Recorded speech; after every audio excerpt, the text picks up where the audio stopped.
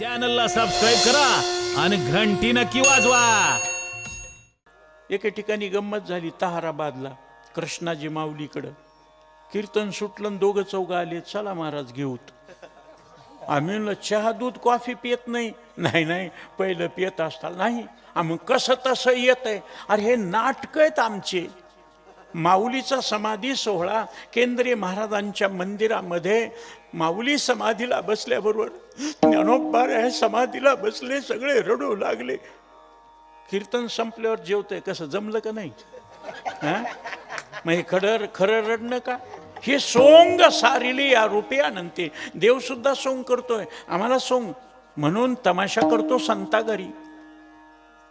त्या बोलावं लागतं तसं दारुड्यासारखं योगायोगानं। महाराज मी म्हणलं काय बसू द्या ना।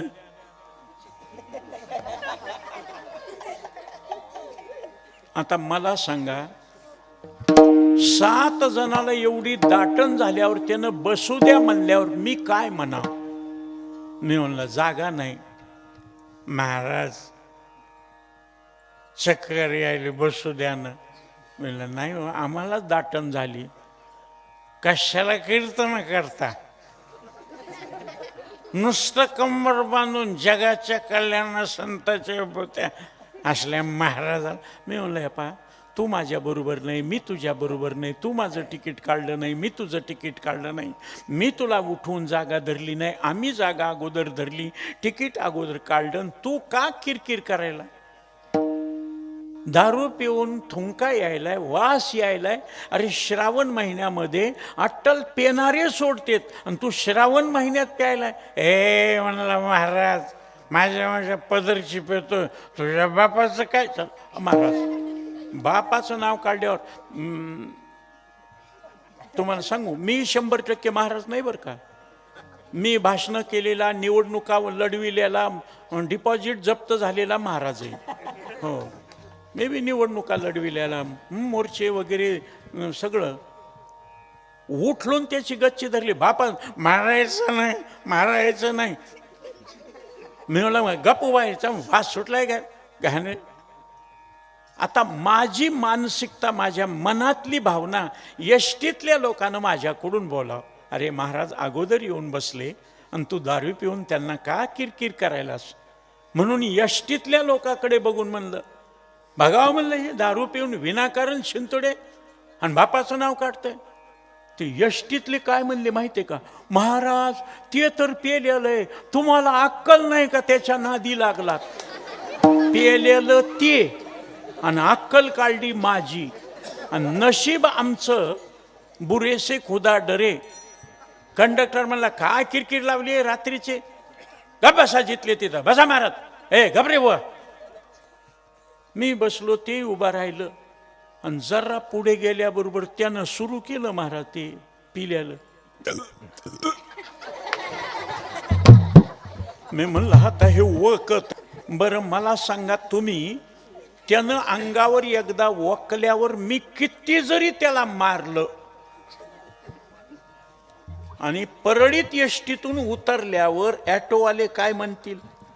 महाराज तुम्ही बी? महाराज त्या घाबरून आम्ही दोघं चौघं उठलोत, दरवाजाजवळ जाऊन उभा राहिलो एका पायावर। महाराज ते बसलं, म्हणतंय ए बस आहे। म्हणलं बस तूच। असं का झालं महाराज? असत्यासरी जले जन पापा देते अनुमोदन, हे असं का व्हावं? त्याचं कारण तुम्हाला, द्वापार युग संपलं, पांडव निजधामाला गेले, भगवान कृष्ण परमात्मा चतुर्विग्रहामध्ये गेला। दारू पिऊन यादव 56 कोटी आपसापसामध्ये समुद्र मंथनातून निघालेली वारुणी नावाची दारू आणि यादवानं तयार केलेली मैरेक नावाची दारू पिऊन आपसापसामध्ये साधू संतांची टिंगल करत असताना त्यांना शाप झाला, आणि त्या शापानं सगळे यादव मरून गेले। कृष्ण परमात्म्याचा अवतार संपला आणि गादीवर पांडवानं राजा परीक्षितीला बसविलं आणि ते स्वर्गावरून पर्वत निघून गेले। कलियुगाचे 30 वर्ष झाले आणि राजा परीक्षिती घोड्यावर बसून आपल्या प्रजेची हालचाल बघण्याकरता निघाला. आणि त्या राजाला एक कलियुग 30 वर्षाचं झाल्यावर एक दृश्य दिसलं. ते दृश्य श्रीमद भागवत महापुराणामध्ये सांगितलंय. एक पायाचा बैल, त्याला एक शूद्र काठीनं चापकानं मारतोय. त्याला एक पायाचा असल्यामुळं त्याला पळता येत नाही, मलमूत्र विसर्जन करतोय, आंबरडा फोडतोय, डोळ्यातून अश्रूच्या धारा आहे, तो थरथर कापतोय बैल आणि हा त्याला मारतोय. हे दृश्य बघितलं आणि राजा परीक्षिती म्हणतो, का बाबा, आजपर्यंत माझ्या जीवनामध्ये एक पायाचा बैल कधी बघितला नाही आणि असा अगतिक बैल असून सुद्धा तू त्याला काठीनं मारतोस. त्यानं सांगितलं, राजा, मी कली आहे. कृतयुगामध्ये, त्रेतायुगामध्ये, द्वापार युगामध्ये इतर सत्ता होती, पण कलियुगामध्ये कलीची सत्ता असल्यामुळं, आणि हा धर्म आहे, या धर्माला 4 पाय होते: तप, शौच, सत्य आणि दान.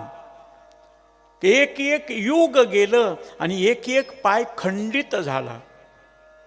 तप गेलं कृतयुगामध्ये, शौच गेलं त्रेतायुगामध्ये, सत्य गेलं द्वापार युगामध्ये, आणि कलियुगामध्ये एकच पाय राहिला, त्याला दान म्हणतात. तेवढ्या दान नावाच्या पायावर धर्म जागा आहे, धर्म जिवंत आहे, म्हणून त्याला हालचाल करता येत नाही. आणि मी कली असल्यामुळं माझं काम आहे धर्माला त्रास देणं, कारण मी अधर्माचा पुरस्कर्ता आहे. कली, मी राजा आहे, सोडून दे याला.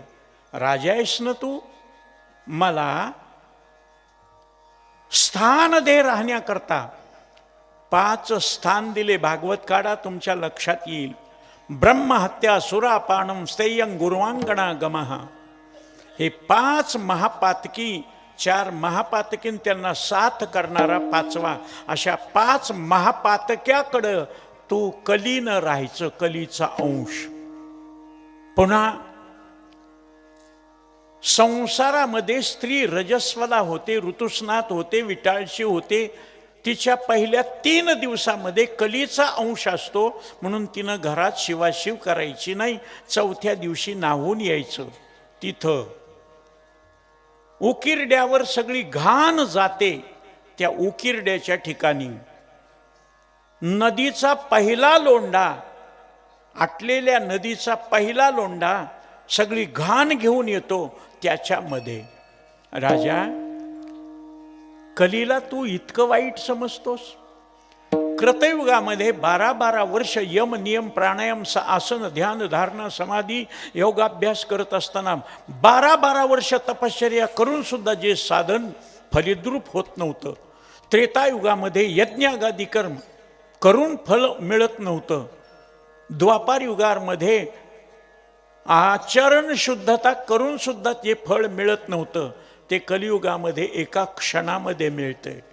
हे माझे माऊलीला इतिहास माहीत असल्यामुळं, पाहिली पुराणे धांडोळीले दर्शने, म्हणून माऊली सांगतात, देवाची द्वारी उभा महिनाभरी. कसं आहे महाराज? उभा क्षणभरी. एका क्षणामध्ये तुमची तात्काळ महाराज दशा पालटते. क्षणामध्ये तुम्हाला देवाचा साक्षात होऊ शकतो. एवढी कलीची महती असताना एवढे वाईट मला ठिकाणं देतोस राजा? प्रसन्न हो, तू राजा आहेस. राजा हा देवाचा अंश असतो, प्रजेचा मायबाप असतो. आणि मला एखादं तरी राजा प्रसन्न झाला आणि बोल म्हणले, आता तुला कुठं राहावंसं वाटतंय? लगेच त्या कलीनं सांगितलं, मी सुवर्णाच्या ठिकाणी राहावं. राजा म्हणला, काही हरकत नाही. अन्यायानं, अनीतीनं, अधर्मानं, पापानं, वाईट वागून जे सोनं मिळवलंय त्या ठिकाणी तुझी वस्ती राहील. शब्द दिला, बैल सोडला, कली निघून गेला. राजा आला. राज्यकारभार करत असताना सहजच प्रधानजीला विचारलं, प्रधानजी, आमच्या बापदाद्यानं इतके वर्ष राज्य केलं, किती धनसंपत्ती कमावली आहे? आपण आपल्या वाडवडिलाची धनसंपत्ती पैशाची शेताची बघतो, पण जुन्या काळामध्ये पुण्याची धनसंपत्ती असायची. माझ्या बाप दादानं पुण्य किती केलंय आणि त्याचं फळ आम्हाला मिळेल का, म्हणून खजिना उघडला. हिरे मोती माणिक रत्न वैडूर्य एक एक खण रत्न पाहता पाहता पृथ्वीचे मोल थोडे ऐसे अनर्घ रत्न चौकडे. सोनं चांदी हे सगळं बघितलं आणि बघता बघता महाराज चांदीचे मुकुट बघितले, रत्नजडित मुकुट, त्याच्यावर रत्न जडवलेले चमचम चमकू लागलेले, आणि एकच सोन्याचा मुकुट उचलला. राजानं सांगितलं, प्रधानजी हा एकच मुकुट सोन्याचा, हे सगळे मुकुट चांदीचे एकच. हे धर्म भीम अर्जुन नकुल सहदेव अभिमन्यू घटोत्कच बब्रू आणि या सगळ्याचे मुकुट आहेत. आणि हा सोन्याचा मुकुट जो आहे तो कंसाचा सासरा, कंसाच्या बायका अस्ती आणि प्राप्ती या दोन. कंसाला कृष्णानं मारल्यानंतर पांढरं फटक कपाळ घेऊन त्या जरासंधाकडे गेला, आपल्या बापाकडे, मगध देशाचा राजा. कपाळाला बघितलं, काय झालं मुलींनो, तुमच्या जावयाला कृष्णानं घात करून मारलं, कंस मरण पावला, माझ्या जावयाला मारलं, माझ्या मुली विधवा केल्या, म्हणून 23 अक्षौणी सैन्य घेऊन 17 वेळेस स्वारी केली. आणि प्रत्येक वेळेस बळीराम दादानं त्याला धरलं, मारणार, भैया बलदाऊ इसे छोड दो. अरे कृष्णा, याला सोडून दिलं तर हा गप्प बसणार नाही, शरण येणार नाही, पुन्हा दुष्ट घेऊन येईल. म्हणजे आपलंच काम आहे, दुष्टाला मारण्याकरता अवतार घेतलाय, मग दुष्ट हुडकीत बसण्यापेक्षा हे गोळा करून आणि जाईल. आपलं एजंट आहे, कमी शेण घेणारा का जास्त शेण घेणारा. 17 वेळेस सोडून दिलं. 18व्या वेळेस कपाळाला हात लावल्यावर, जरासंधा, जगात तुझा इतका मोठा योद्धा नाही, तू कपाळाला हात लावतोस, उदास का? म्हणले 17 वेळेस अपमान झाला त्या कृष्णानं, मला जीवन सोडून दिलं, काल यवनाला बोलव. आणि त्यावेळेसपासून आजपर्यंतची पद्धत आहे महाराज, हिंदूत भांडण झालं की मुसलमानमध्ये शिरतो आणि दोघाचंही वाटोळं करून राज्य घेतो. आणि त्याच्यामुळं मला हे स्पष्ट सांगावं लागतं, विठ्ठला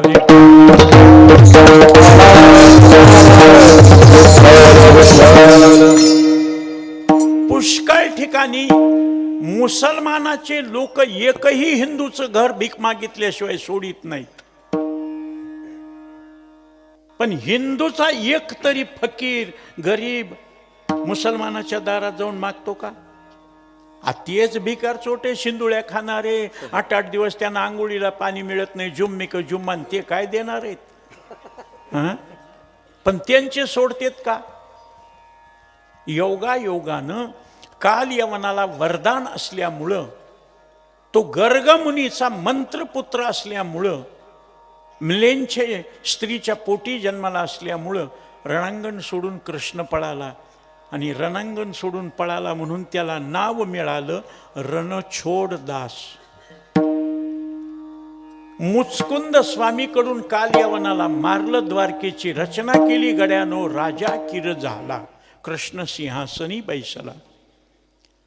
मग पांडवांच्या यज्ञाच्या वेळेस जरासंध आडवा येईल म्हणून भीमाच्या हातानं कृष्णानं त्याला खलास केलं आणि त्याचा विजयी मुकुट म्हणून आपल्याकडं आणला. धर्म भीम अर्जुन नकुल सहदेव अभिमन्यू सगळ्याचे सोडले, तो जरासंधाचा दुष्टाचा पाप्याचा मुकुट डोक्यावर घातला. त्या अनितीनं अधर्मानं मिळवलेल्या सोन्यामध्ये कलीचा अंश असल्यामुळं राजा परीक्षितीच्या डोक्यात कली शिरला. घोड्यावर बसून शिकारीला निघाला. हरणाच्या पाठीमागं घोडा धनुष्यबाण घेऊन उन्हाळ्याचे दिवस हरण जीवाच्या आकांतानं पळाला. घोडा पळविला, राजाच्या अंगातून घामाच्या धारा, घोड्याच्या अंगातून घामाच्या धारा. हरण जीव वाचून कुठंतरी चंपट झालं. राजा उन्हाळ्यानं त्रासून गेलेला एका झाडाखाली थांबला. घोडा थांबवला, तहान लागली.